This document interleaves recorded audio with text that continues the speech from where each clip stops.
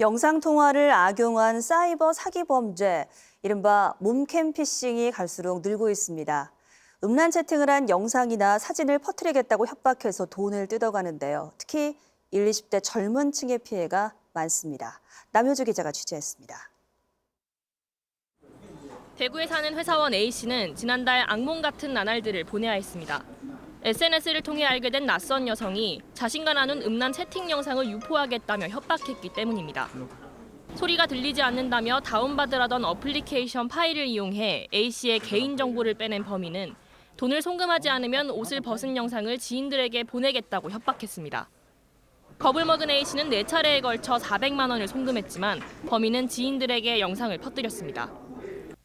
경북에서는 SNS에 10대들이 무심코 올린 노출 사진을 부모에게 알리겠다며 협박해 받은 노출 사진과 영상으로 음란물을 만들어 판 일당 4명이 구속되기도 했습니다. 이른바 몸캠 피싱 범죄가 갈수록 늘고 있습니다. 올 들어 대구와 경북에서 일어난 몸캠 피싱 범죄는 131건. 이미 지난 한 해 동안 발생한 전체 범죄 건수를 넘겼는데 특히 10대, 20대 젊은 층의 피해가 많았습니다.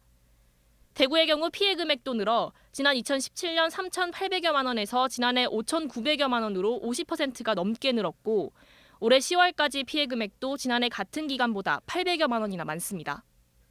몸캠 피싱을 예방하기 위해서는 음란 채팅을 하지 않는 것이 최선이고 피해를 입었다면 최대한 빨리 경찰에 신고해야 합니다. 절대 송금해 주시면 안 되겠습니다. 범인들은 돈을 송금받더라도 약속을 지키거나 영상을 지우지 않습니다.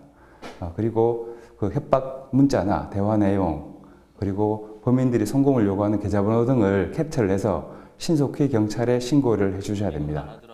또 모르는 사람이 보내는 파일은 절대 내려받지 말고 신고 후에는 2차 피해를 막기 위해 악성 파일을 지우고 휴대전화를 초기화해야 합니다.